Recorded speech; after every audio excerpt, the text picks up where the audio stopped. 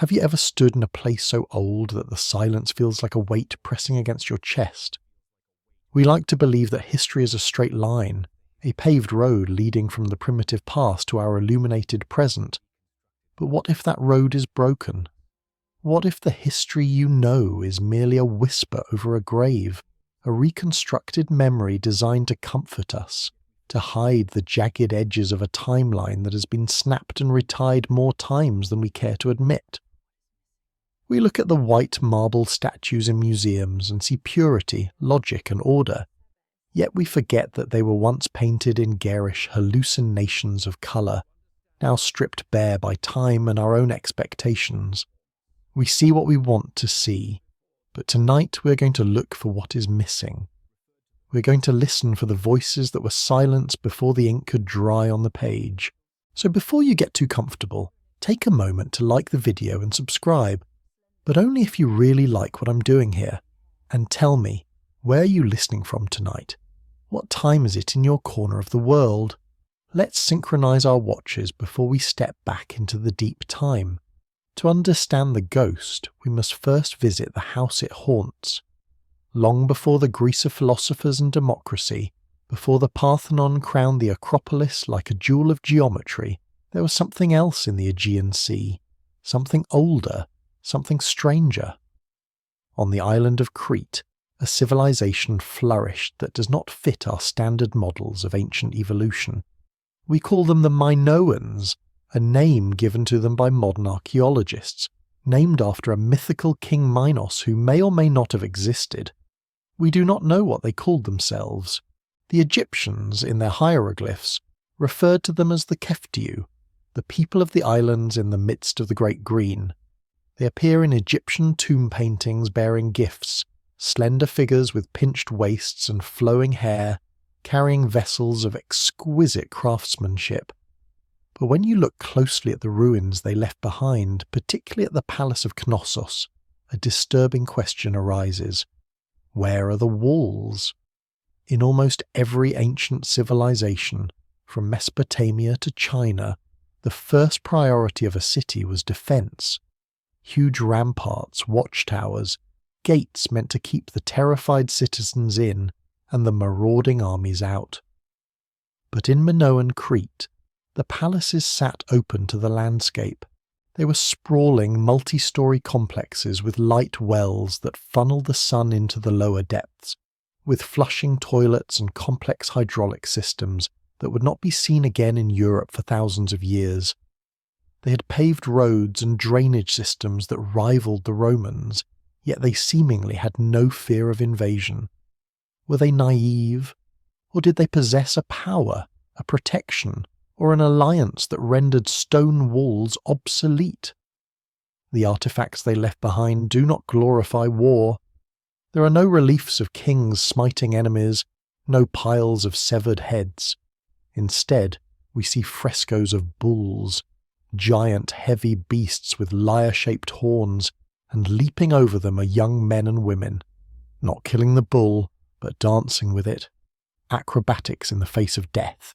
It suggests a culture in distinct harmony with the natural violence of the world, a culture that thought it could tame the earthquake and the beast through ritual and grace. But the earth is not tamed by grace. It is tamed by nothing.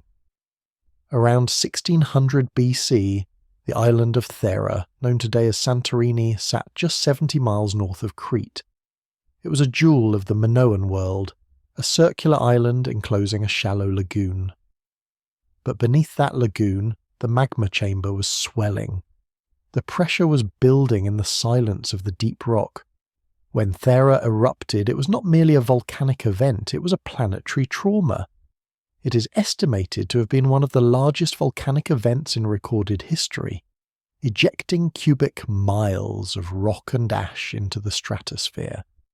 The sound of the explosion would have cracked the sky, heard as far away as Scandinavia. And then came the waves, tsunamis, hundreds of feet high, racing across the Aegean, slamming into the northern coast of Crete. The Minoan fleet, the source of their power and their lack of walls, would have been splintered into matchwood in a single heartbeat. Ash turned the day into night for weeks. Crops failed. The temperature plummeted. And in the darkness, the peace of the Minoans shattered.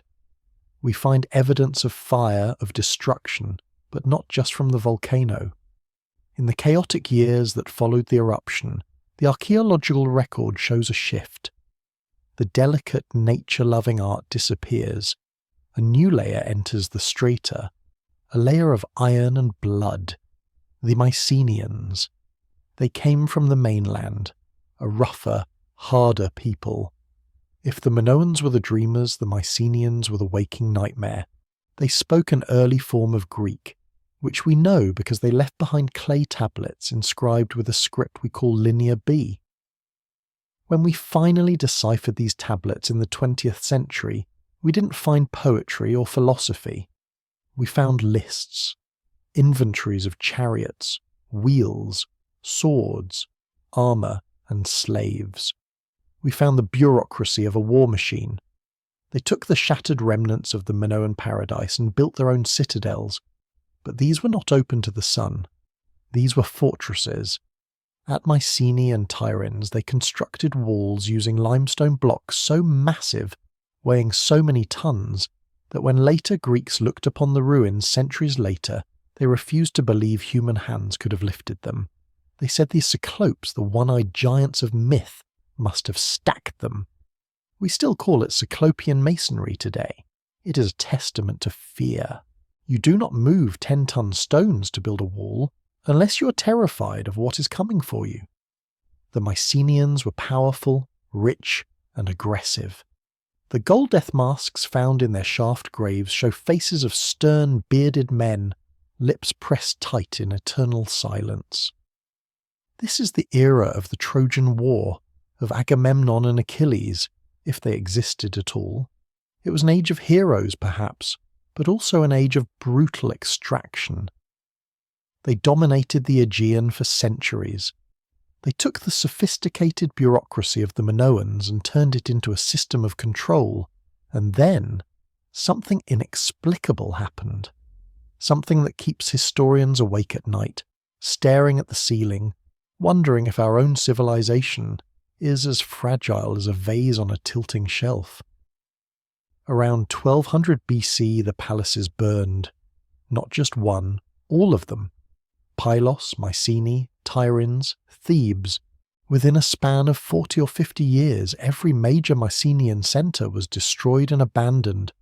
The great kings vanished. The writing system, Linear B, was forgotten.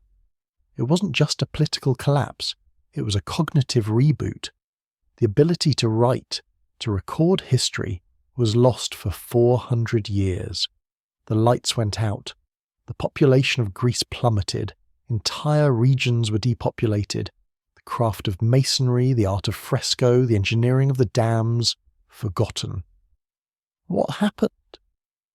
The tablets at Pylos, written frantically in the final days before the fire took the palace, speak of watchers guarding the coast. They were afraid of something coming from the sea. Some historians speak of the Sea Peoples, a mysterious confederation of raiders who swept through the Mediterranean like a plague of locusts, toppling the Hittite Empire and almost breaking Egypt. But could a band of pirates truly dismantle a network of fortified civilizations? Or was it something else? A systems collapse? A domino effect of drought, famine, earthquake and internal rebellion, where the complex interconnected economy became too fragile to sustain itself? There is a theory that complexity itself is a trap, that the more intricate a society becomes, the more it relies on trade routes, specialized labor, and centralized administration, the easier it is to break. A single disruption in the tin trade, a single decade of drought, and the center cannot hold. The Mycenaeans had built a machine of war and gold, but when the gears jammed, the people did not know how to fix it. They only knew how to burn it. And so, the Bronze Age ended in fire. The smoke cleared to reveal a landscape of ruins. The survivors fled to the mountains or scattered to the islands. the great stone lions of the Mycenaean gate looked out over a wasteland. Silence returned to the Aegean, a deep, impenetrable silence that we call the Dark Ages. But was it truly dark, or was it a necessary sleep, a hibernation where the trauma of the collapse could be processed into something else? Because in that darkness, in the absence of kings and bureaucrats, without the burden of writing down inventory lists of chariots, people began to speak. They began to sing.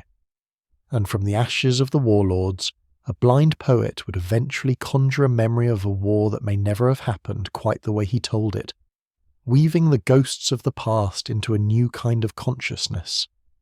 But before the dawn could break, the night had to be endured. And in that night, strange things were happening to the human mind.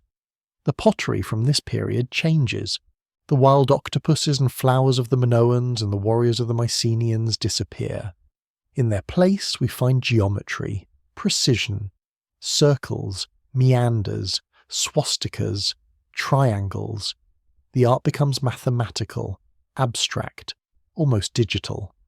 It is as if the chaos of the collapse forced the human mind to seek order in the purest forms. They were rebooting the operating system of the West. But what memories were lost in the formatting? What truths about the prehistory of our species were erased when the palaces burned? As we stand in the ashes of the Bronze Age, we have to ask ourselves, when the lights go out, what do we see in the dark?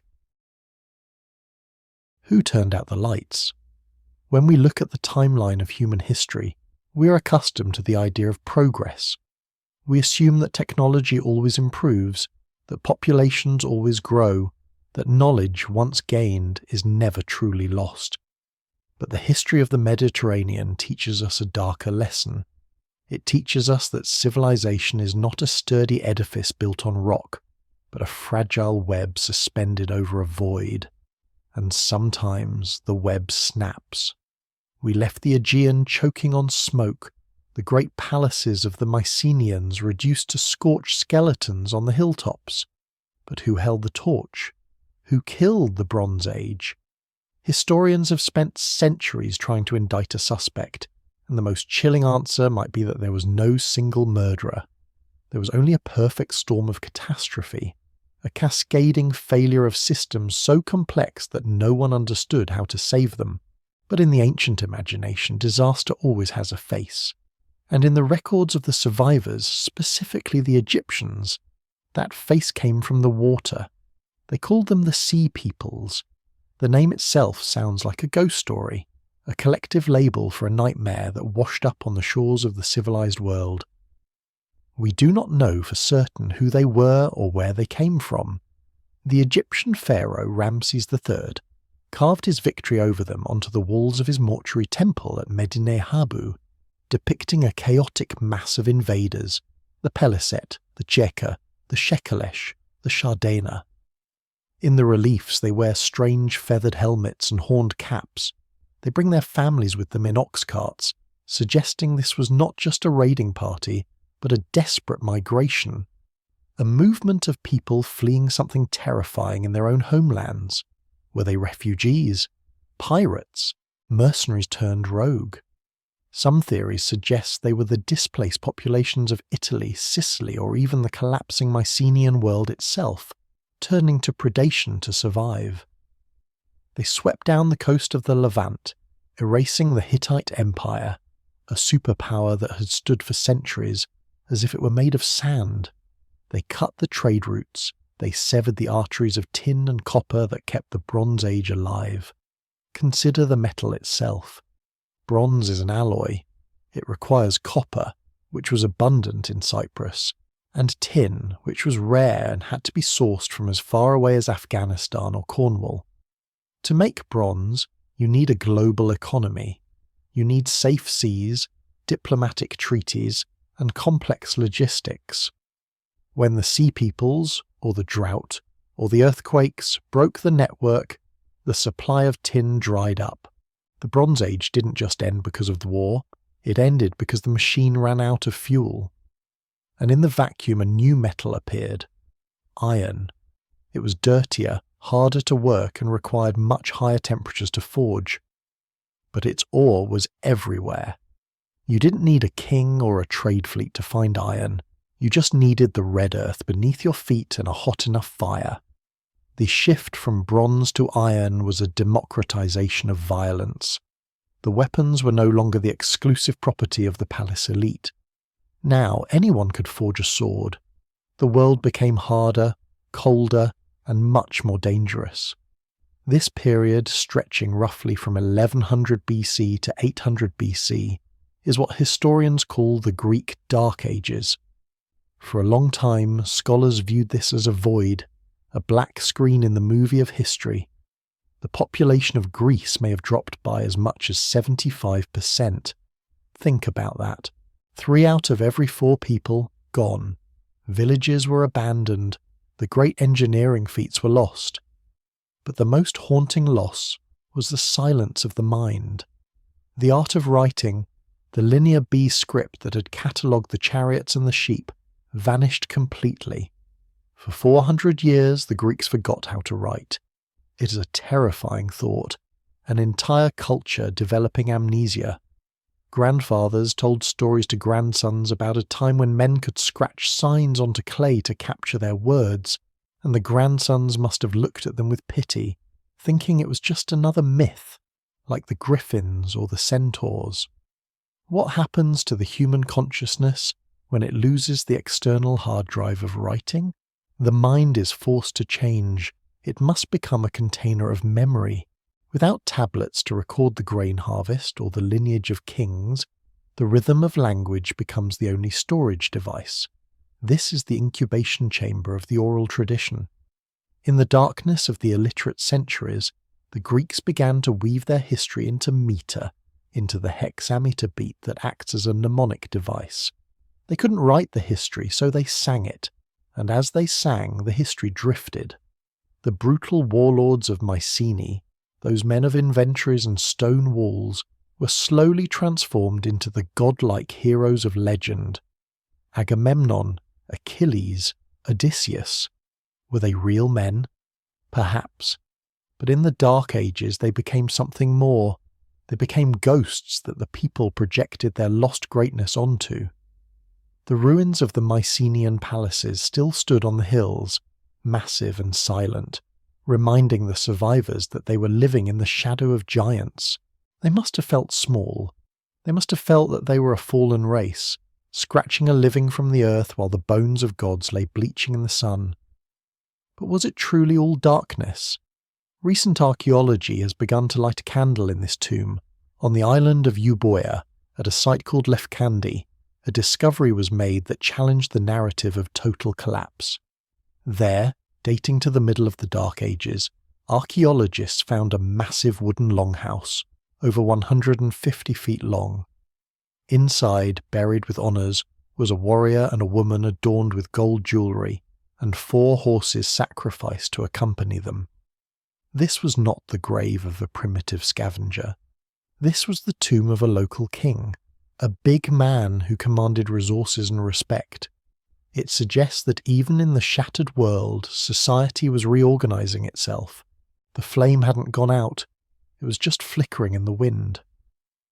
The people were moving, migrating across the Aegean to the coast of Asia Minor, what is now Turkey, establishing new settlements that would become the seeds of Ionia. They were taking the memories of the mainland with them, planting them in new soil. It was a time of incubation, a chrysalis phase. The old rigid hierarchy of the palace had to die so that something new could be born. You cannot have the polis, the city-state, without first levelling the playing field. The destruction of the kings allowed the rise of the aristocracy, the rule of the best men, which in turn would eventually crack open to reveal the possibility of democracy. But that was still far in the future. For now there was only the village, the chieftain and the iron sword, and the gods of the Bronze Age, mysterious and distant, were changing too. They were becoming more human, more petty, more distinct. The Skyfather Zeus, the Earthshaker Poseidon. In the absence of a central authority, Religion became the glue. Sanctuaries began to appear, not in palaces but in open spaces, at the edge of the world. Olympia, Delphi, places where the earth itself seemed to speak. We often fear the collapse. We look at our own complex systems, the internet, the power grid, the global supply chains, and we shudder at the thought of them failing. But the Greek Dark Ages pose a dangerous, seductive question. Is the collapse necessary? Is the forest fire required to clear the underbrush so that the new seeds can grow? If the Mycenaean palaces had never burned, if the scribes had kept writing their lists of tax returns for another 1,000 years, would we ever have had Homer? Would we have had the Parthenon? Or was the trauma of the loss the very thing that forced the Greek genius to wake up? As the 8th century BC approached, the sun began to rise on a changed world. The population started to recover, the isolation ended, and from the east, on the ships of Phoenician traders, a new technology arrived. A set of symbols, not the complex, clumsy syllabary of Linear B, but something sleeker, something phonetic, an alphabet. The Greeks took it, and they did something no one had done before. They added vowels. They created a script that could capture the sound of the human voice with perfect fidelity. The silence was about to break. The first things they wrote down were not tax lists. They wrote down the song. They captured the ghost of the blind poet and trapped him in amber. But before we open the book of the Iliad, we must walk through the gates of the new city. The Polis is rising, and with it, a new kind of mind is being born, one that will ask questions that the old kings never dared to whisper. Who turned out the lights? When we look at the timeline of human history, we're accustomed to the idea of progress. We assume that technology always improves, that populations always grow, that knowledge once gained is never truly lost. But the history of the Mediterranean teaches us a darker lesson. It teaches us that civilization is not a sturdy edifice built on rock, but a fragile web suspended over a void. And sometimes the web snaps. We left the Aegean choking on smoke, the great palaces of the Mycenaeans reduced to scorched skeletons on the hilltops. But who held the torch? Who killed the Bronze Age? Historians have spent centuries trying to indict a suspect, and the most chilling answer might be that there was no single murderer. There was only a perfect storm of catastrophe, a cascading failure of systems so complex that no one understood how to save them. But in the ancient imagination, disaster always has a face. And in the records of the survivors, specifically the Egyptians, that face came from the water. They called them the Sea Peoples. The name itself sounds like a ghost story, a collective label for a nightmare that washed up on the shores of the civilized world. We do not know for certain who they were or where they came from. The Egyptian pharaoh Ramses III carved his victory over them onto the walls of his mortuary temple at Medinet Habu, depicting a chaotic mass of invaders, the Peliset, the Cheka, the Shekelesh, the Shardana. In the reliefs, they wear strange feathered helmets and horned caps. They bring their families with them in ox carts, suggesting this was not just a raiding party, but a desperate migration, a movement of people fleeing something terrifying in their own homelands. Were they refugees, pirates, mercenaries turned rogue? Some theories suggest they were the displaced populations of Italy, Sicily, or even the collapsing Mycenaean world itself, turning to predation to survive. They swept down the coast of the Levant, erasing the Hittite Empire, a superpower that had stood for centuries, as if it were made of sand. They cut the trade routes, they severed the arteries of tin and copper that kept the Bronze Age alive. Consider the metal itself. Bronze is an alloy. It requires copper, which was abundant in Cyprus, and tin, which was rare and had to be sourced from as far away as Afghanistan or Cornwall. To make bronze, you need a global economy. You need safe seas, diplomatic treaties, and complex logistics. When the sea peoples, or the drought, or the earthquakes broke the network, the supply of tin dried up. The Bronze Age didn't just end because of war, it ended because the machine ran out of fuel, and in the vacuum, a new metal appeared. Iron. It was dirtier, harder to work, and required much higher temperatures to forge. But its ore was everywhere. You didn't need a king or a trade fleet to find iron. You just needed the red earth beneath your feet and a hot enough fire. The shift from bronze to iron was a democratization of violence. The weapons were no longer the exclusive property of the palace elite. Now anyone could forge a sword. The world became harder, colder, and much more dangerous. This period, stretching roughly from 1100 BC to 800 BC, is what historians call the Greek Dark Ages. For a long time, scholars viewed this as a void, a black screen in the movie of history. The population of Greece may have dropped by as much as 75%. Think about that. 3 out of every 4 people gone. Villages were abandoned. The great engineering feats were lost. But the most haunting loss was the silence of the mind. The art of writing, the linear B script that had catalogued the chariots and the sheep, vanished completely. For 400 years the Greeks forgot how to write. It is a terrifying thought. An entire culture developing amnesia. Grandfathers told stories to grandsons about a time when men could scratch signs onto clay to capture their words, and the grandsons must have looked at them with pity, thinking it was just another myth, like the griffins or the centaurs. What happens to the human consciousness when it loses the external hard drive of writing? The mind is forced to change.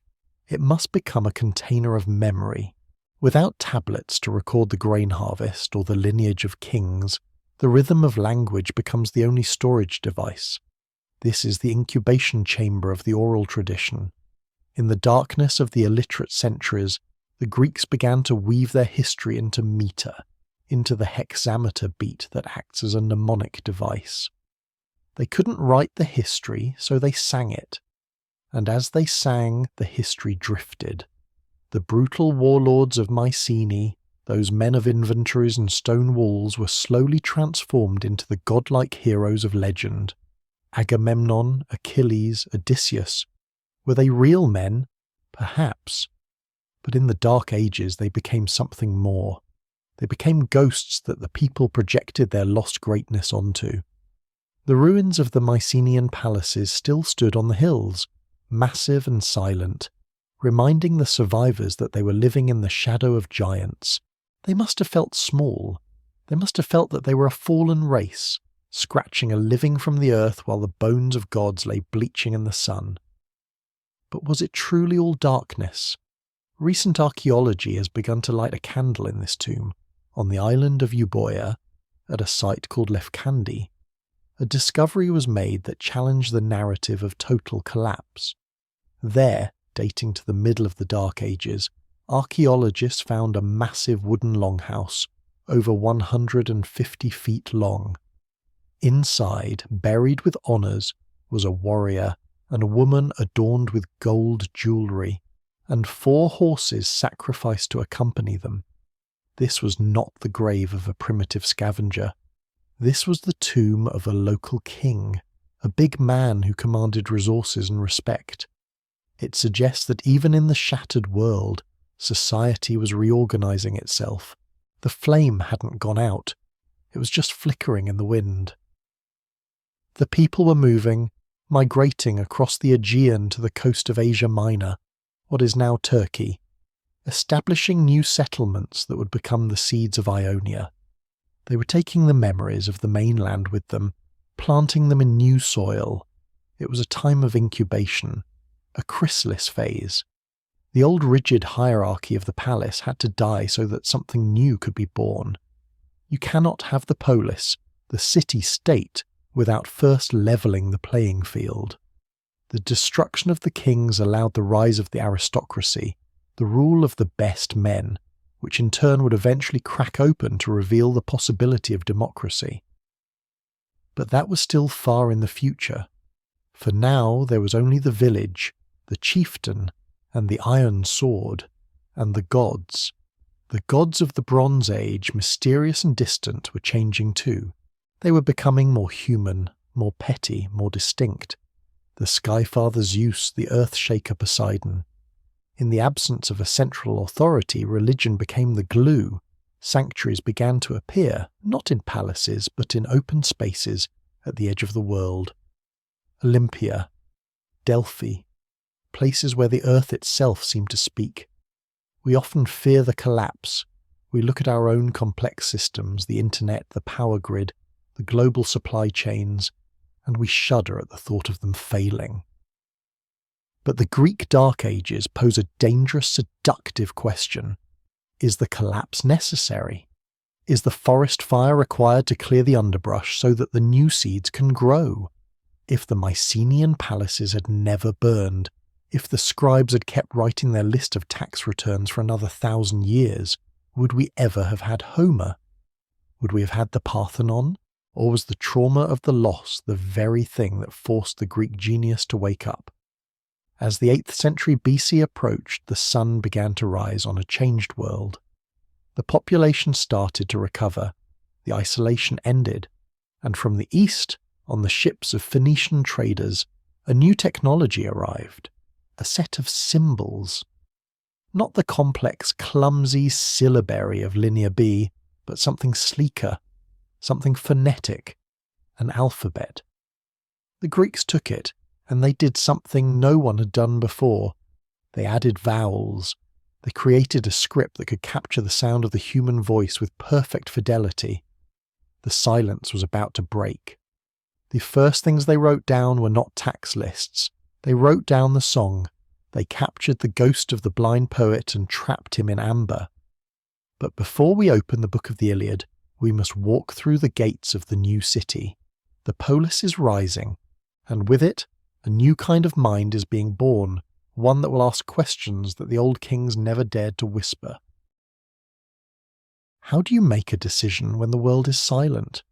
How do you choose between war and peace, or knowing when to plant the seed, if you believe that the future is not a blank page, but a script already written by invisible hands? Today, we rely on data, on algorithms, on the cold projection of trends. But the Greeks, for all their growing love of logic, could not bear the weight of the unknown alone. They needed a voice from the outside. They needed the earth to speak. And so, the road to Delphi became the artery of the ancient world, a steep, winding path up the side of Mount Parnassus that every king, every general, and every seeker of truth had to walk. It is said that Zeus released 2 eagles from opposite ends of the universe, and they flew until they met at this exact spot. Here, the Greeks placed a stone called the omphalos, the navel, the centre point of reality. Imagine standing there in the cold morning air, surrounded by the towering cliffs that the locals called the Phaedriades, the Shining Ones. You're not there to pray, you're there to ask. And the one who answers is not a god descending on a cloud, but a woman sitting in the dark. The Pythia. For centuries, historians dismissed the accounts of the oracle's trance as mere theatre, a priestly deception involving hidden actors or drugs. But the ancient writers were specific. They said she sat on a tripod over a chasm in the rock. They said a sweet-smelling vapour rose from the fissure. They said she inhaled it, and the god, Apollo, entered her. Enthusiasmos, the god inside. In recent years, geologists have revisited the site. They found that 2 major fault lines crossed directly beneath the temple. They found that the bedrock is bituminous limestone, rich in hydrocarbons. When the fault slipped, friction heated the stone, releasing gases, ethylene, ethane, methane, into the enclosed space of the adyton. Ethylene in mild doses produces a state of euphoria, a detachment from reality, a dreamlike trance. The oracle was not a fraud. She was a biological interface.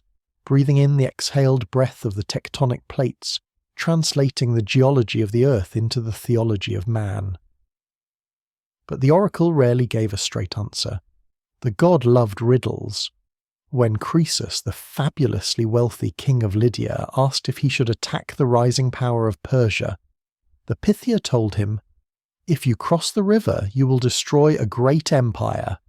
Elated, he attacked. He lost everything.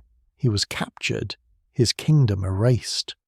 When he complained to the priests, they simply replied, "You destroyed a great empire, your own." The oracle acted as a mirror. It did not tell you what to do. It revealed your own hubris, your own desires. It forced the questioner to interpret the silence, to take responsibility for the meaning they imposed on the words. It was a psychoanalytic session conducted in the fumes of the underworld.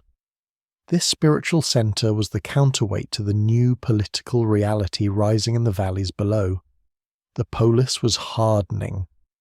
The chaotic rule of the aristocrats, the best men who owned the horses and the best land, was fracturing. The gap between the rich and the poor had widened until the tension was unbearable. In many cities, the poor were falling into debt slavery, their bodies becoming the collateral for a bag of grain.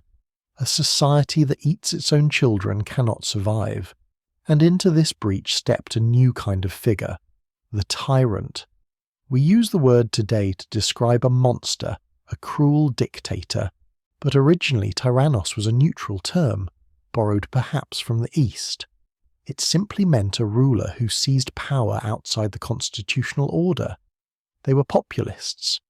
They were the strong men who rode the wave of popular anger to overthrow the old aristocratic clans.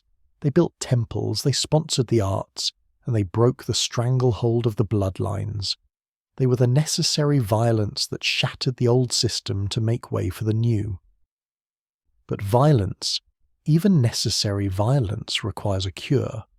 The cycle of blood feud, where a murder is avenged by a murder endlessly, had to be stopped. The Furies, those ancient chattering ghosts of vengeance who hounded the guilty, had to be tamed. And the only thing strong enough to tame them was the word, the law. In Athens, a man named Draco was commissioned to write down the laws. Before him, the law was whatever the judges said it was, and the judges were always rich. Draco wrote it down, carved it into stone for all to see. But he was a man of the old world. His laws were terrifyingly severe. Stealing a cabbage was punished by death. Idleness was punished by death. When asked why, he said, "The small crimes deserve death, and for the great crimes I have no greater penalty." He wrote his laws in blood, not ink.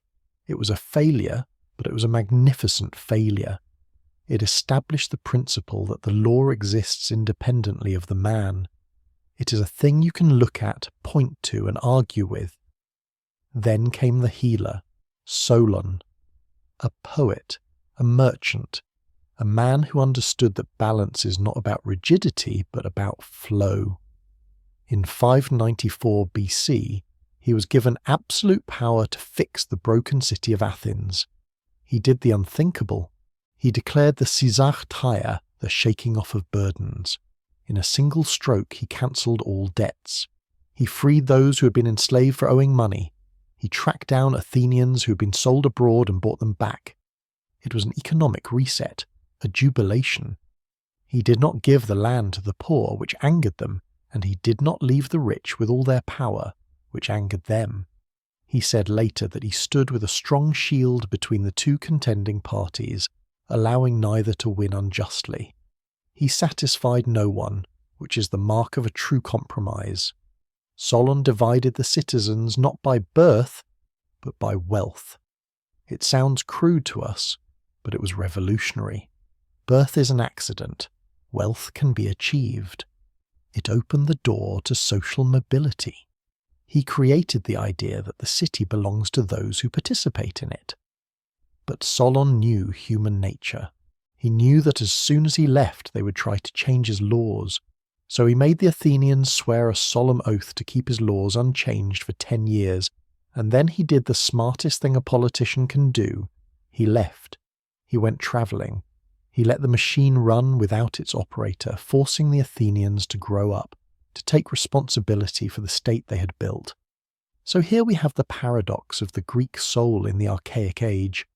On one hand, the smoky, irrational cave of Delphi, where they went to touch the madness of the gods. On the other hand, the sunlit agora of Athens, where they used logic and written law to construct a society of justice. They were walking a tightrope between the abyss and the geometry.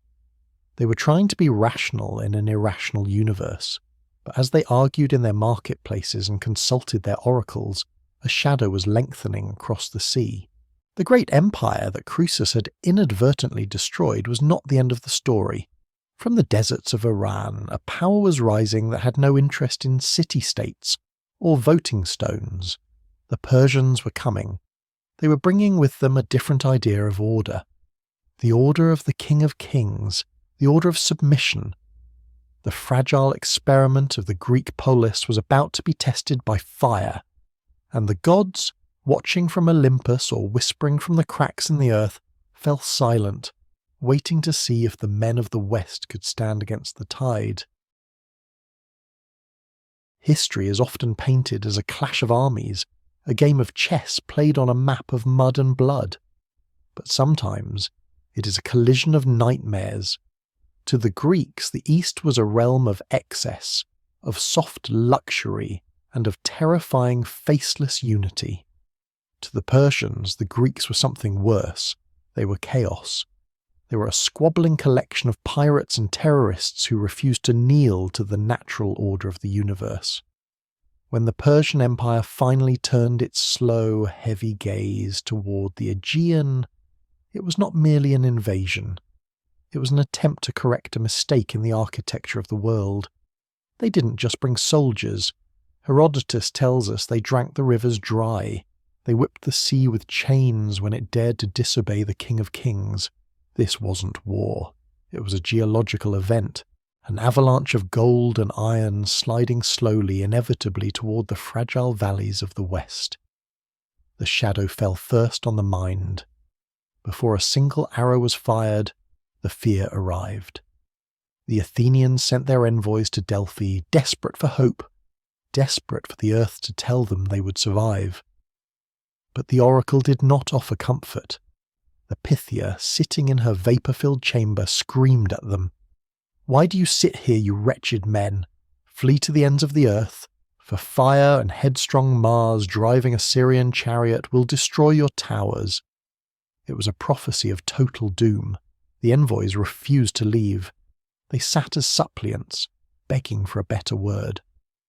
Finally the voice softened, but only into a riddle. "Zeus grants to Athena that the wooden wall alone shall remain uncaptured." The wooden wall.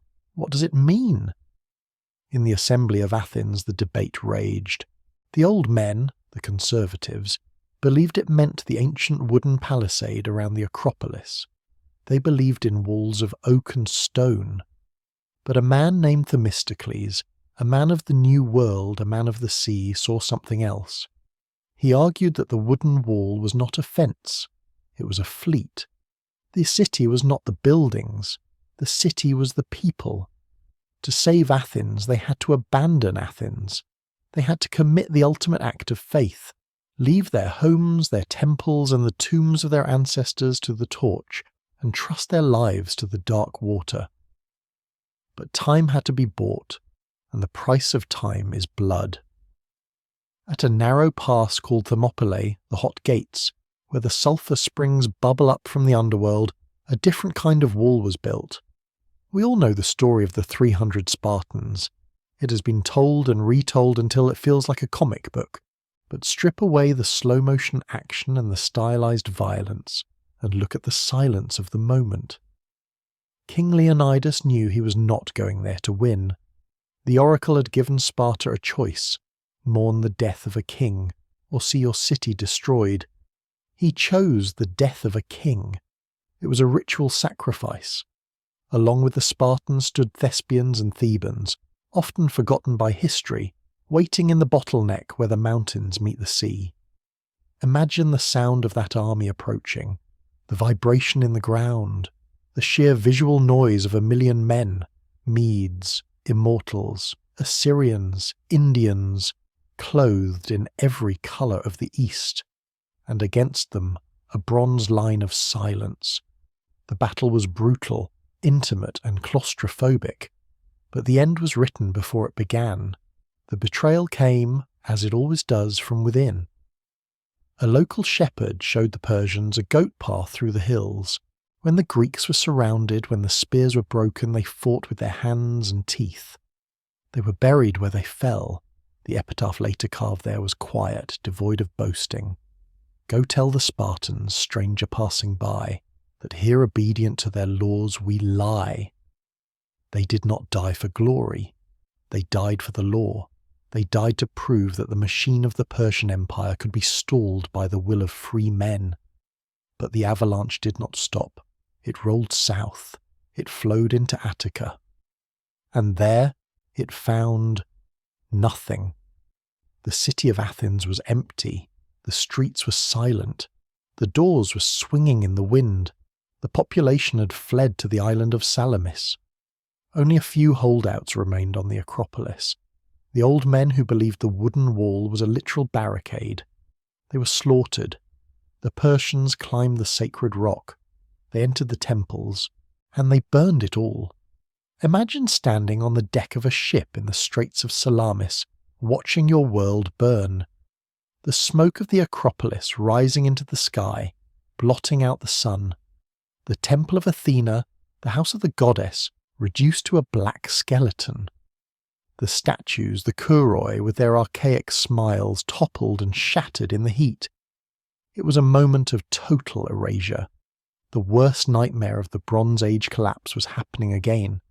The civilization was being deleted. But in the narrow waters of Salamis the trap was sprung. The Persian fleet, bloated and clumsy, was lured into the tight channel where their numbers meant nothing.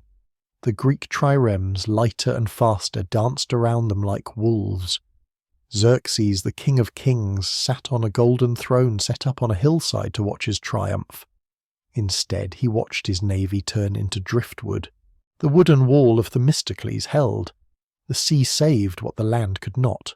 The Persians retreated. The war dragged on for another year, ending in the mud of Plataea, but the psychological spell was broken. The giant could bleed. But when the Athenians returned to their city, they found a wasteland. Their homes were ash. Their holy places were desecrated. And here they did something that defines the Greek spirit, something that separates the classical age from everything that came before. They did not simply sweep away the rubble. They gathered the broken statues, the scorched columns, the shattered votive offerings, the holy debris of the Persian fire, and they buried them. They dug deep pits on the Acropolis and laid the old world to rest with reverence. Archaeologists call it the Perseschut, the Persian debris. When we dig them up today, the statues from this pit are incredibly well preserved, because they were buried so soon after they were made. They still have traces of paint. They look at us with those wide almond eyes, witnesses to the fire. But on top of this grave, on top of this layer of ash and trauma, the Athenians decided to build something new. They did not rebuild the old temples exactly as they were. They decided to build a monument that would defy time, a structure so perfect, so mathematically divine, that it would prove the superiority of their order over the chaos of the East. The destruction of the old city was the blank canvas they needed. Without the fire, there would be no Parthenon. Without the loss, there would be no Golden Age. This is the terrible lesson of the Persian Wars. We like to think that creation comes from peace, but history suggests that creation comes from the crater. It comes from the moment of near death, when the adrenaline is still pumping, when the survivor looks around at the smoking ruins and realizes, I am still here. The fear of extinction is the most powerful fuel for the human mind. The Greeks had stared into the abyss of slavery and they had blinked. Now they were awake. The silence of the archaic smile was replaced by the serious, heavy gaze of the classical style. They had grown up, but as they gathered the silver from their mines and the tribute from their new allies to build their city of marble, a new danger was rising, not from the east, but from within, from the very pride that had saved them. The saviour of Greece was about to become its tyrant. We call it the Golden Age. The phrase itself evokes a warm, eternal sunset, a time when the world was ripe and heavy with fruit. But gold is a cold metal. It is heavy, it is soft, and it is usually dug out of the dark earth by hands that will never hold it. When we think of ancient Greece, this is the moment we drift to. The Athens of Pericles, the mid-5th century BC. This is the era that Victorian poets and German philosophers fell in love with, the era they told us was the cradle of Western civilization. They saw it as a time of pure light, of white marble and high-minded democracy. But if we could transport ourselves back to the streets of Periclean Athens, we would not find a pristine museum.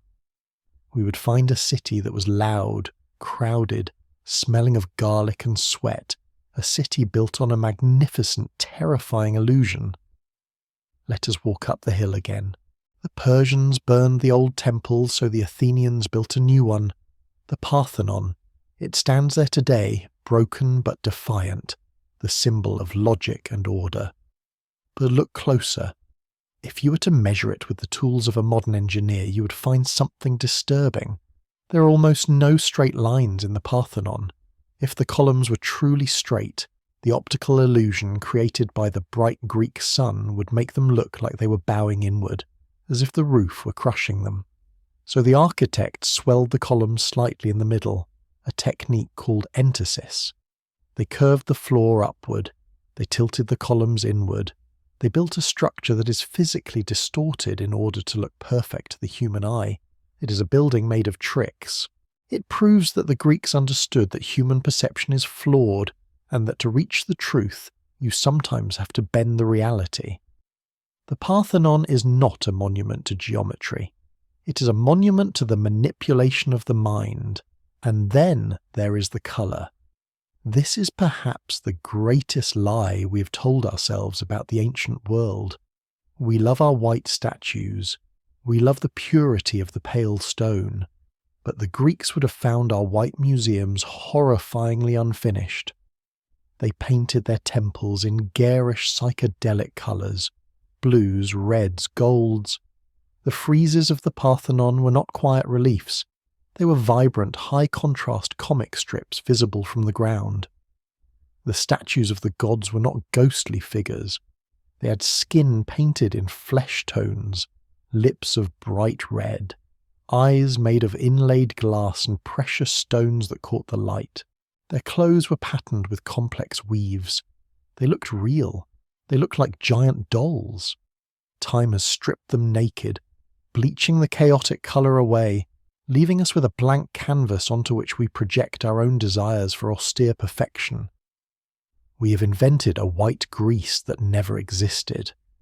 But who paid for the paint? Who hauled the marble? The Golden Age was an empire in disguise. Athens had turned the Delian League, a mutual defence pact against Persia, into a protection racket. The other Greek cities paid tribute to keep the Persian navy away, and Pericles took that money and used it to adorn Athens like a vain woman decked out with jewels, as his critics said. And beneath the beauty there was the silence of the invisible. For every philosopher debating the nature of virtue in the agora, there were slaves washing the tunics, grinding the grain, and working the silver mines of Laurion.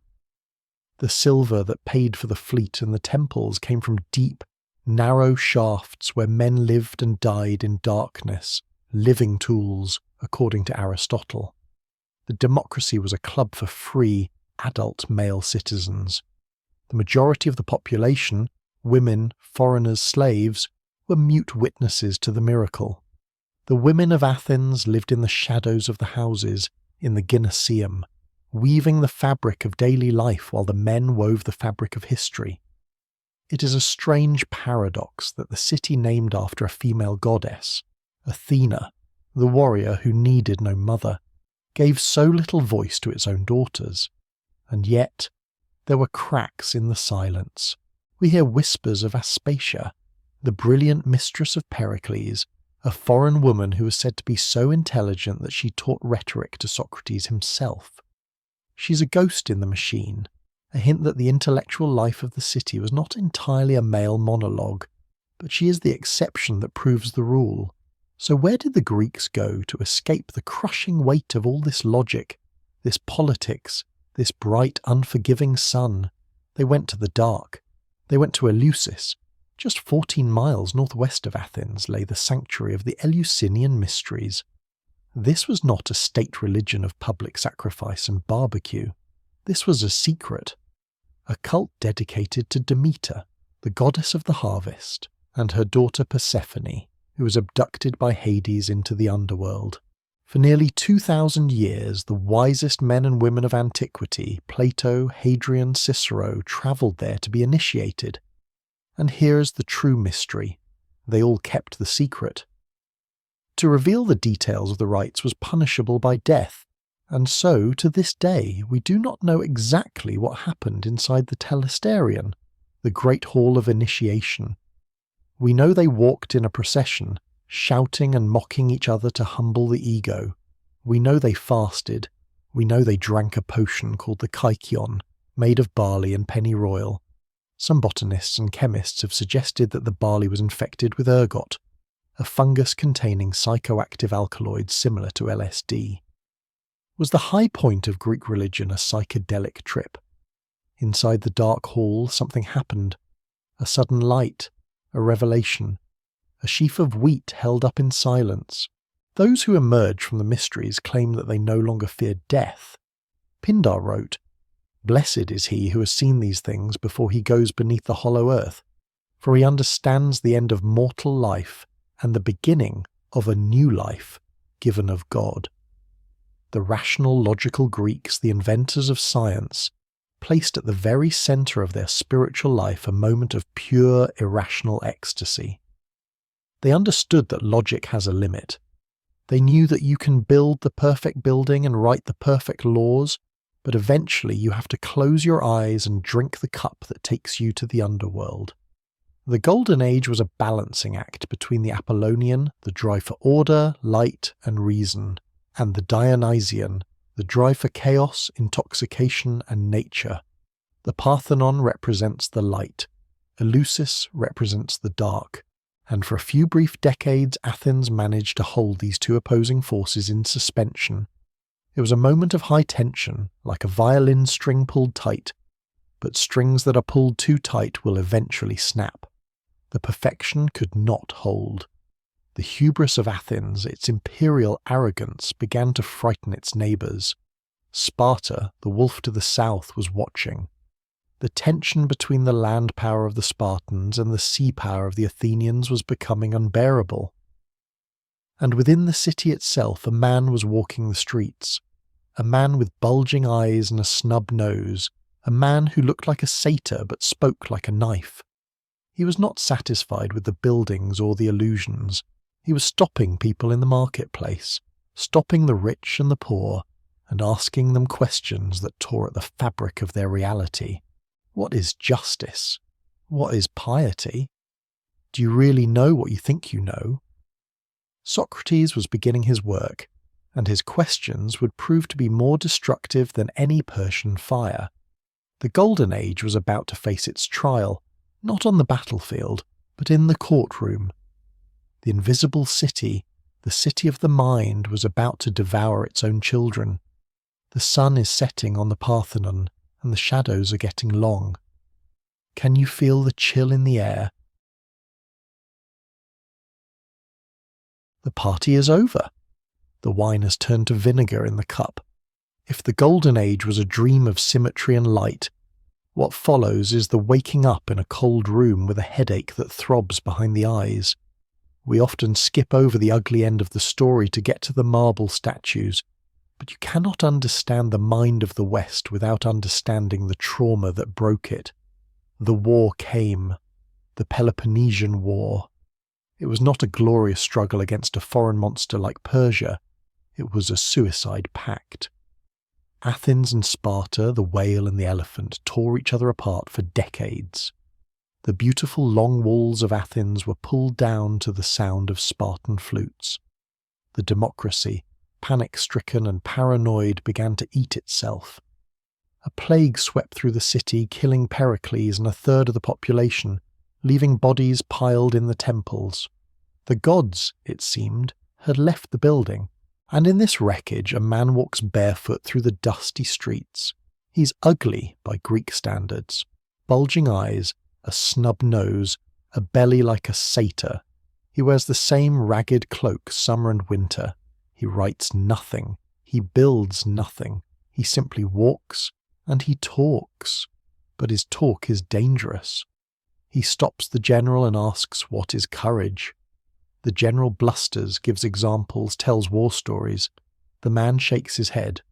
"No, you're giving me examples. I want the definition." He stops the priest and asks, "What is piety?" He stops the politician and asks, "What is justice?" And slowly, painfully, he reveals a terrifying secret. The experts do not know. The people running the world are operating on habit, on cliché, on unexamined assumptions. They are sleepwalking. Socrates was the glitch in the system. The Oracle at Delphi had said there was no man wiser than him, a statement that confused him until he realized the punchline. He was the wisest because he alone knew that he knew nothing. In a city humiliated by defeat, looking for someone to blame, a man who questions everything becomes a target. A scapegoat is required to purify the sins of the state. The trial of Socrates in 399 BC is the moment the Golden Age cuts its own throat. The charges were trumped up, corrupting the youth and introducing new gods. But the real crime was embarrassment. He made the city feel stupid. A jury of 501 citizens voted. It was close, but the verdict was guilty. He could have begged for exile. He could have paid a fine. Instead, he mocked them. He proposed that his punishment should be free meals for life in the Prytaneum, the victor's dining hall, because he was doing the city a favour by waking it up. The jury was not amused. They sentenced him to death. The death scene, described by his student Plato, is one of the most haunting sequences in literature. Socrates sits in his cell, surrounded by weeping friends. The jailer brings the cup of hemlock. It is a botanical death. The poison, conium maculatum, works by slowly paralysing the nervous system from the feet up. Socrates drinks it cheerfully, as if it were a toast. He walks around until his legs feel heavy, then he lies down. He narrates his own shutting down. "The cold has reached my knees," he says. "Now my waist." The mind remains lucid while the body turns to stone. His last words are a riddle. Crito.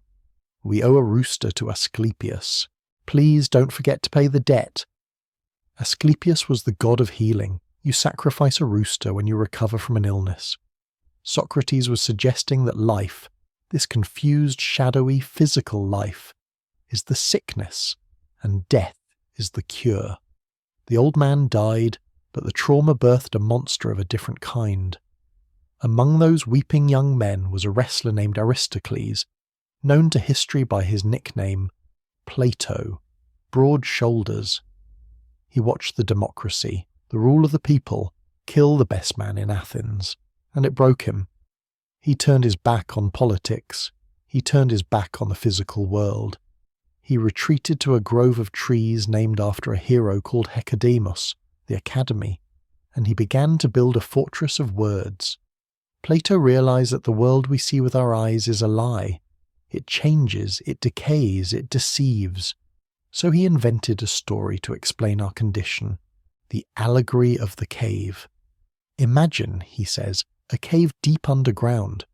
Inside there are prisoners chained by their necks and legs. They have been there since childhood. They cannot move their heads. They can only stare at the blank wall in front of them. Behind them is a fire burning. Between the fire and the prisoners there is a raised walkway where puppeteers carry objects, statues of men, animals, tools.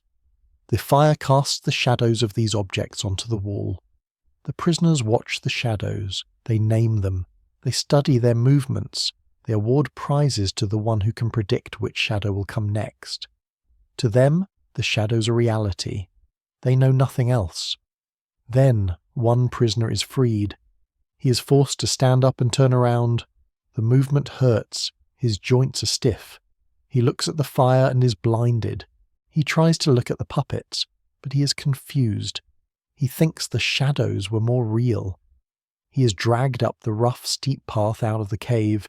He emerges into the sunlight. The pain is excruciating. He is blinded by the glare. At first, he can only look at shadows and reflections of the water, but slowly his eyes adjust. He sees the trees. He sees the stars. Finally, he looks at the sun itself. He realizes that the sun is the cause of everything, the seasons, the light, the life. He realizes that his entire life in the cave was a hallucination, a puppet show. But the story doesn't end there. The duty of the philosopher is to go back down, to leave the sunlight and return to the misery of the cave. He stumbles in the dark now, his eyes no longer used to the gloom. He tries to tell the prisoners, "Look, what you see is not real. It's just a shadow. There is a world of light above." Do they believe him? No. They laugh at him. They say his eyes are ruined. They say the journey up is dangerous, and if he tries to unchain them and drag them up, they will kill him. This is the Western condition. We are the people in the cave.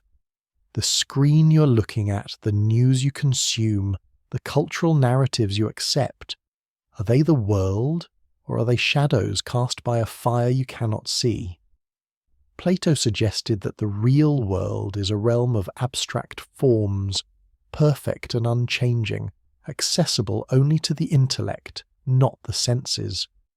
He split the universe in two, the messy material world, bad, and the perfect spiritual world, good. This dualism would infect Western thought for the next 2,000 years. It prepared the ground for Christianity. It made us suspicious of the body, suspicious of the earth. But there is an irony here, sharp as a knife. Socrates never wrote anything down. He believed that writing was a drug that weakened the memory. He believed that truth could only be found in the living, breathing dialogue between two souls. If you ask a book a question, it answers with the same silence forever. But Plato wrote. He wrote millions of words. He captured the dialogue and froze it. He turned the fluid, questioning spirit of Socrates into a system, a dogma. In the Phaedrus, Plato, speaking through Socrates, tells the myth of the Egyptian god Theath, who invents writing and offers it to the king. The king rejects it, saying, "This discovery of yours will create forgetfulness in the learners' souls because they will not use their memories. They will trust to the external written characters and not remember of themselves. You give your disciples not truth, but only the semblance of truth. They will be hearers of many things and will have learned nothing." We have to ask ourselves, did we lose something when we move from the oral to the written, from the myth to the logic? The Golden Age ended with a cup of poison and a stack of books. The old gods, the gods of the blood and the soil, were being replaced by the gods of the abstract idea. The mind was sharpening, yes, but it was also detaching. We were building a new cave, one made of words and concepts, perhaps even harder to escape than the first one. And as the ink dried on Plato's scrolls, a shadow was falling over the fiercely independent city-states. The era of the little Greece was over. The era of the giants was about to begin. The machine is about to be upgraded. And the pilot of the new machine is a boy who sleeps with a dagger and a copy of the Iliad under his pillow. We often speak of the ancient world as if it were a single dusty room filled with statues that never move. We imagine men in togas debating philosophy under olive trees, forever frozen in a pastoral dream. But history is not a painting, it is a film, and sometimes the film jumps. If the classical age of Athens was the era of the artist and the philosopher, the age that followed, the Hellenistic age, was the era of the engineer and the scientist. It was a time when the Greek mind, carried on the spear points of Alexander's armies, expanded to the edges of the known world. It collided with the ancient wisdom of Egypt and Babylon, and from this fusion, something new was born. A machine. A machine that hummed with a terrifying potential. A potential that humanity would not touch again for 2,000 years. Imagine a city not built of haphazard, winding streets like old Athens, but designed on a grid. A city of white limestone dazzling against the blue Mediterranean. Alexandria, the New York of the ancient world. Here, the Ptolemies, the Greek kings of Egypt, built a monument not to a god, but to memory itself. The Great Library, the Mycenaeans, the Temple of the Muses. It was an attempt to download the entire hard drive of human consciousness into one physical location. Every scroll, every map, every star chart. Ships entering the harbour were searched not for contraband, but for books. If a book was found, it was confiscated, copied, and the copy was returned to the owner while the original stayed in the library. They were hoarding the software of civilization. But in the shadow of the library, something else was happening. The Greeks began to stop asking why and started asking how. They moved from the abstract forms of Plato to the gears and levers of reality. In the lecture halls of Alexandria, men were dissecting the human body, mapping the nervous system, measuring the circumference of the earth with sticks and shadows, and getting it right to within a few percent. And they were building machines. For centuries we thought the stories of ancient robots and complex clockwork were myths, just stories to impress the gullible, until the year 1900. It began with a storm. A group of sponge divers, returning from North Africa, were blown off course and sought shelter near a small barren rock of an island between Crete and the mainland. The island was called Antikythera. While waiting for the gale to pass, they decided to dive. One of them surfaced, hyperventilating, babbling about a heap of dead naked women on the sea floor. He hadn't found bodies, he had found a shipwreck, a Roman galley laden with Greek treasures that had smashed against the cliffs 2,000 years ago. They hauled up marble statues, bronze limbs, beautiful pottery. But among the treasures was a lump of corroded bronze and wood, the size of a shoebox. It looked like nothing. It was thrown into a box at the museum in Athens and forgotten. Months later the wood dried out and split open, and inside something impossible was revealed. Gears, precision-cut triangular-toothed gears, differentials, epicyclic gearing. Technologies that were not supposed to be invented until the clockmakers of the Renaissance 15 centuries later. This was the Antikythera mechanism. It is the most disturbing object in the history of archaeology because it breaks the timeline. It shouldn't be there. We have spent decades X-raying it, scanning it with gamma rays, trying to understand what it was. It was an analog computer. You turned a hand crank on the side and the gears would spin, calculating the position of the sun and the moon, the phases of the moon, the eclipse cycles, and even the dates of the Olympic Games, decades into the future. It was a mechanical universe. It was a prophecy engine built of bronze. Think of the mind that designed this. This was not a primitive tinkerer. This required advanced mathematics, metallurgy, and astronomy, all integrated into a device of exquisite miniaturization.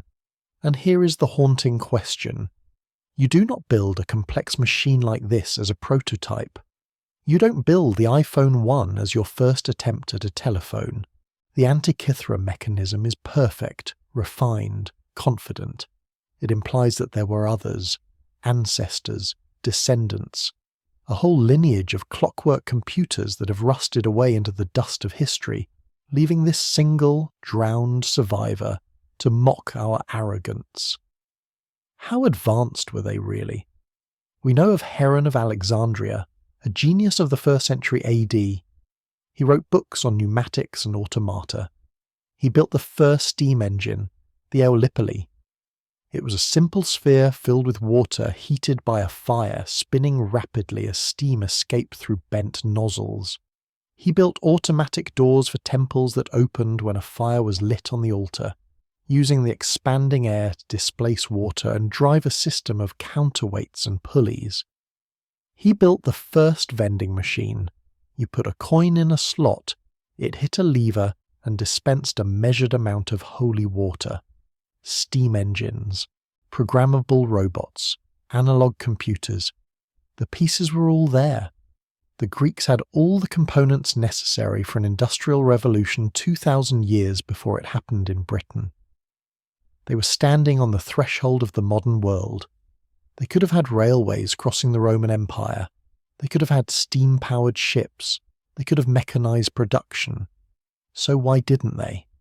Why did the machine stop? The answer is perhaps the darkest tragedy of the ancient world. It wasn't a lack of genius. It was a lack of need. The ancient economy was built on the backs of slaves. When you have a seemingly endless supply of human bodies to do the heavy lifting, to row the ships, to grind the grain, why would you invest in a steam engine? Machines are expensive, slaves are cheap. The brilliant inventions of Heron were dismissed as toys, curiosity items for the amusement of the rich. The steam engine spun, but it was never connected to a wheel. The computer calculated the heavens, but it was never used to navigate the oceans. There is a terrible silence in the museum when you look at the Antikythera fragments. You are looking at a timeline that was severed. You are looking at a future past that never arrived. Imagine a world where the scientific explosion of Alexandria continued. A world where the library didn't burn, but grew. A world where the steam engine was scaled up. We might have reached the moon by the year 1000 AD. We might have cured diseases that wiped out millions, but we didn't. The gears locked. The knowledge was brittle. It was held in the hands of a few elites, written on fragile papyrus, stored in a few vulnerable cities, and then the fire came. The Library of Alexandria didn't burn down in a single day despite the legends. It was a slow death. A fire started by Julius Caesar during a siege. Later riots by Christian mobs destroying pagan wisdom. Finally the Arab conquest. Cut by cut, the memory was bled out. The books were used to heat the baths of the city. It is said that there were so many scrolls that they kept the fires of the public baths burning for 6 months. Imagine that. The mathematics of Archimedes, the plays of Sophocles, the star charts of Hipparchus, shoveled into a furnace to warm the water for a bather. The machine sank. The ship carrying the Antikythera mechanism went down in a storm, taking the secret of the gears to the bottom of the sea. The darkness closed in again. The world forgot that it had once known how to build a computer, and for 1,000 years humanity went back to the plough and the prayer, walking through the ruins of a civilization they could no longer understand, thinking that the aqueducts and the temples were built by giants or demons, never realizing that they were built by men who had simply forgotten to turn the page. As you lie there in the dark, listen to the hum of the technology around you, the phone by your bed, the fan spinning, the distant traffic. We feel so secure in our progress. But history is a circle, not a line. The gears can rust, the books can burn, and the machine can always be turned off. The Antikythera mechanism waited 20 centuries in the silence of the deep for us to find it. What are we leaving behind that will wait for the future? Or will we leave only silence? There is a moment when a fire becomes too large to control. a moment when the controlled burn of the hearth jumps the grate and consumes the house, then the street, then the world. We have walked through the quiet, geometric streets of the Polis, where men believed that the city was the limit of the universe, where life was defined by the walls that contained it. But what happens when the walls are kicked down? What happens when the map expands so violently that the mind can no longer comprehend the scale of the reality? The classical age of Greece did not end with a whisper. It ended with a scream. It ended with a boy who refused to accept that there was any difference between a man and a god, or between the West and the East. The machine of logic that the Greeks had built was about to be hijacked by a force of pure, unadulterated will. He came from the north, from Macedonia. To the sophisticated Athenians, the Macedonians were barely Greek. They drank their wine undiluted, a sign of barbarism. They were ruled by kings, not laws. They were rough, violent, and hungry. But they had learned the lessons of the South. King Philip II had built a military machine, the phalanx, armed with the sarissa, a spear 18 feet long, a walking forest of spikes that could not be stopped. But it was his son, Alexander, who would take this machine and drive it off the edge of the known world. We call him the Great, but that is a title given by historians who love the smell of conquest. To the people he rolled over, he must have seemed like a natural disaster, a world burner. He slept with a dagger and a copy of the Iliad under his pillow. He didn't want to rule the world.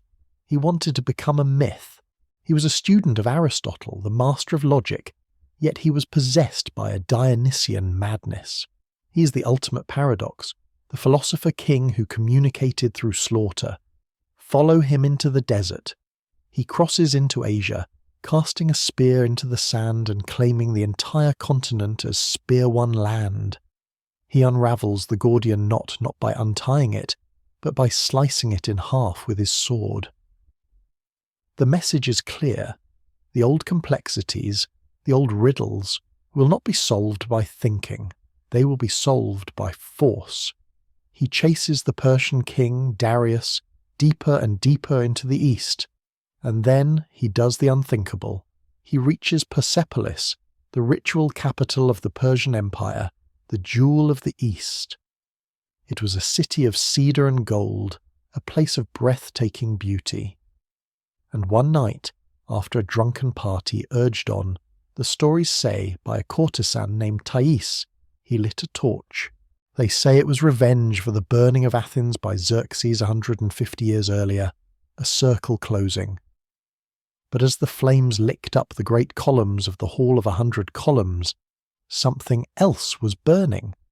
The distinction between us and them was turning to ash. By burning the past, Alexander was creating a vacuum that only he could fill. He didn't stop. He pushed on past the bodies of kings, past the limits of geography. He marched his army into Afghanistan, into the Hindu Kush, into India. And here, in the thin air of the high mountains, a strange alchemy occurred. We often think of East and West as separate, opposing spheres, but in the wake of Alexander they collided and fused.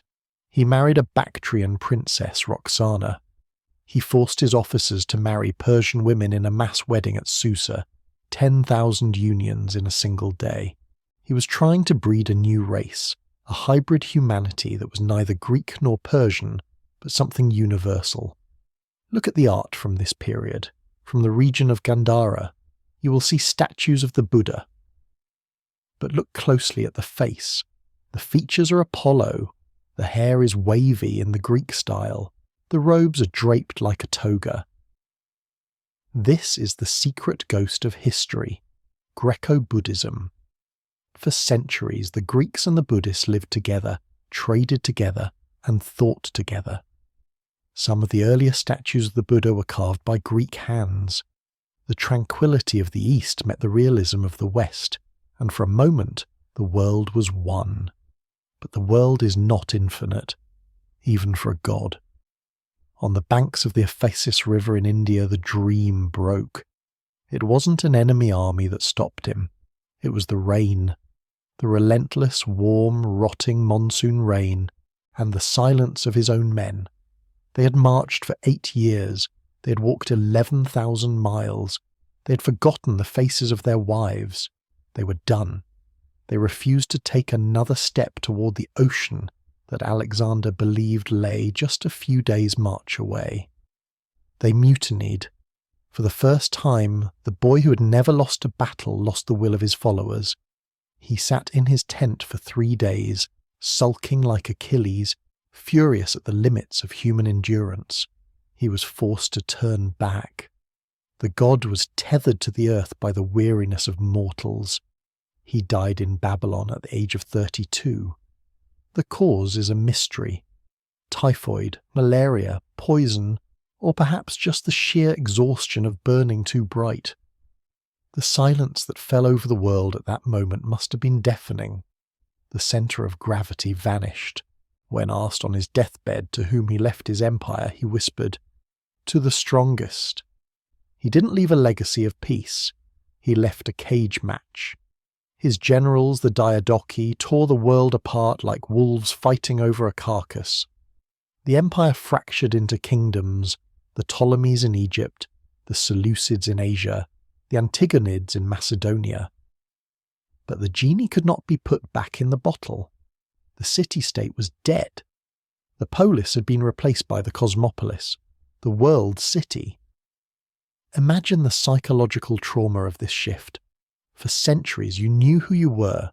You were an Athenian, a Spartan, a Corinthian. Your identity was tied to a specific piece of soil, a specific temple.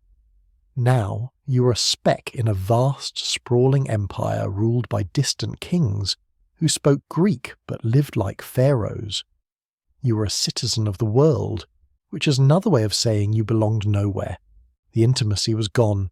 The gods were no longer local. They were distant, abstract, or fused with strange foreign deities. In this vertigo, this dizziness of the expanded world, the human mind had to invent a new way to cope. How do you find peace when you have no control over the politics, the wars, or the borders? You turn inward. You build a fortress inside your own skull. This is the birth of Stoicism. Zeno of Citium began teaching on the Stoa Poikile, the painted porch in Athens. He taught that the world is unpredictable, violent, and often cruel. You cannot control what happens to you. You can only control how you react to it. You must build an inner citadel. It was a philosophy for a broken world, a survival guide for the age of anxiety. It told men that they could be free even in chains, that they could be kings even in poverty if they mastered their own emotions. And they needed it, because the chaos was not over. The Greeks had expanded the map, but they had also stretched themselves too thin. The energy of the explosion was dissipating. The libraries were full, the markets were bustling with silk from China and spices from India, but the political heart was weak. And to the west, across the Adriatic Sea, a new shadow was lengthening. A power that lacked the artistic genius of the Greeks and lacked the mystical vision of the East, but possessed a terrifying talent for organisation. They were watching the squabbling Greek kingdoms with cold, wolf-like eyes. They were building roads. They were drilling legions. The Roman wolf was at the door, and it was hungry for the legacy of Alexander.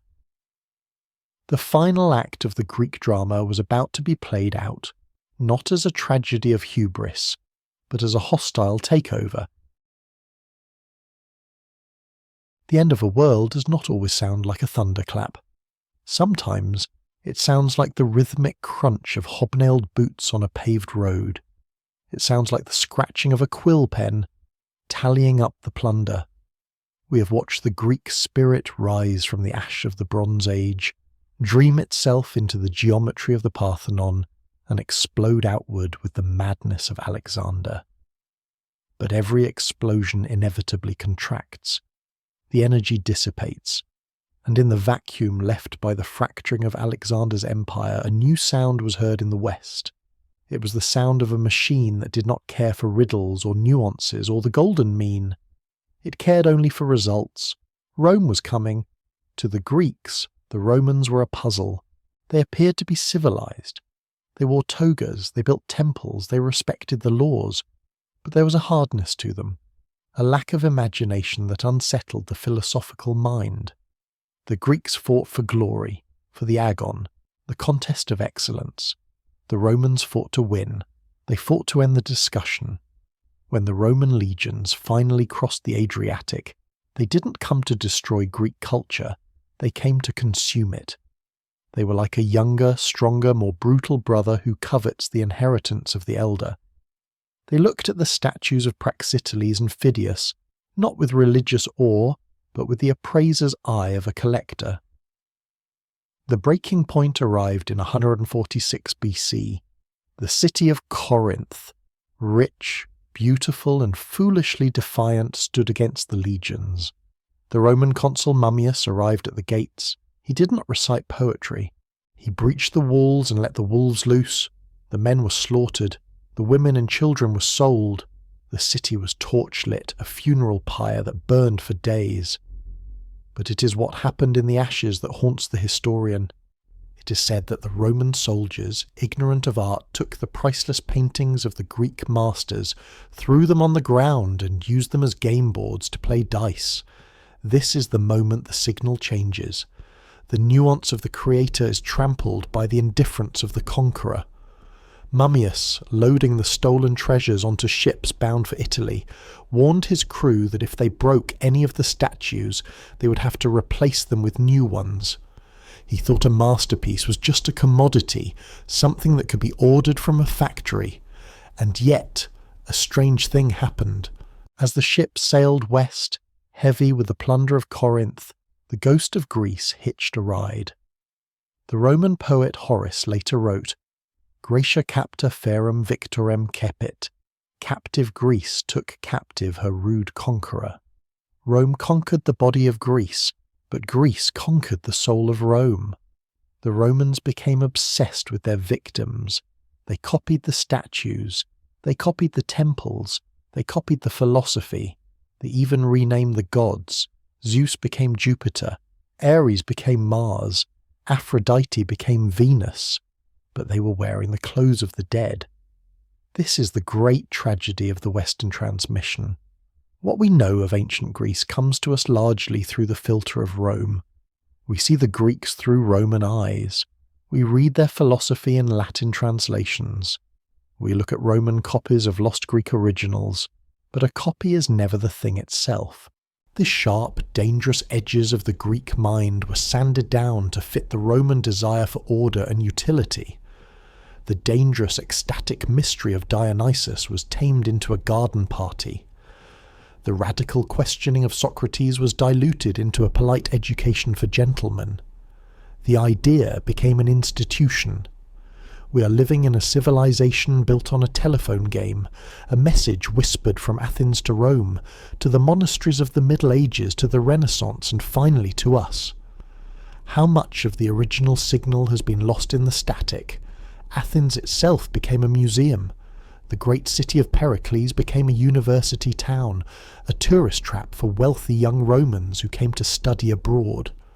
They walked the agora, imagining they were soaking up the wisdom of the ancients, while the true fire had long since moved on.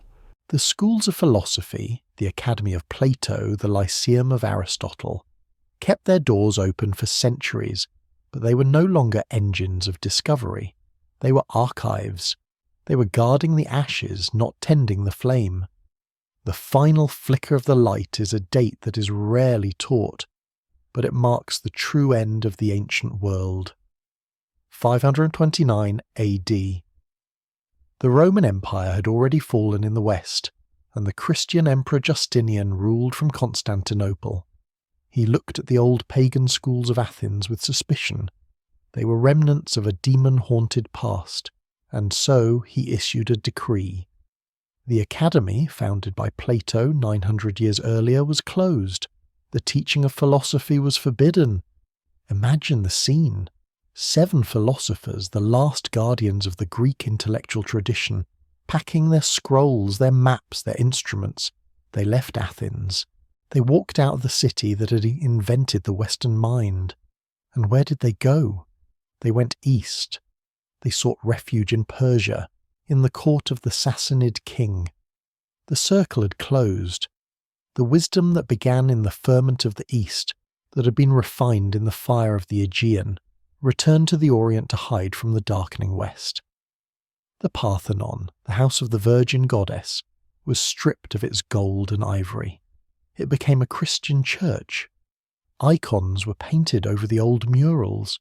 Later, under the Ottomans, it would become a mosque. A minaret rose from the stones, and finally, in 1687, it became a gunpowder magazine. A Venetian mortar shell hit the roof, and the centre of the temple exploded. The ruin we see today is not just the result of time, it is the result of our own violence. It is a testament to the fact that we often destroy what we cannot understand. So here we stand, at the end of the journey. We are left with fragments, a broken gear from a computer found in the sea, a half-erased poem by Sappho, a statue with no face. We have built our entire civilization on the belief that we are the heirs of this legacy. We call it democracy, logic, science. But are we really the heirs? Or are we the tourists walking through the ruins, taking selfies with the ghosts? The history of ancient Greece is not a story of triumph. It is a story of a flash.